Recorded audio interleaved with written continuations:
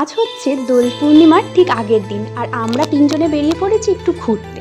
আর ঘুরতে আসার কারণ হলো আজকের দিনে বিভিন্ন জায়গায় বসন্ত উৎসব হয়। আর এই যে ডান্সের স্কুলের প্রোগ্রামটা দেখতে পাচ্ছ, এখানে কিন্তু কয়েক বছর আগে আমিও ডান্স শিখতাম। তো যাই হোক, আর রাস্তা দিয়ে আসার সময় যে কটা রাধাকৃষ্ণের মন্দির পড়েছে, সব কটা জায়গায় কিন্তু বড় করে আরতি হচ্ছিল এবং পুজো হচ্ছিল। আর তাছাড়া আজকে বেরোনোর আর একটা কারণ হচ্ছে, এই ঠিক দোলের আগের সময়গুলোতে রাস্তার চারিদিকে এত রঙের দোকান, আবিরের দোকান বসে, চারিদিকটা ভীষণ রঙিন হয়ে থাকে, দেখতে কিন্তু দারুণ লাগে। আর আমরা যেহেতু ঠিক আগের দিন বেরিয়েছি, আরও বেশি জমজমাট ছিল। তো তারপরে দেখো, আমি এখান থেকে কিছু কেনাকাটা করে নিলাম টুকটাক।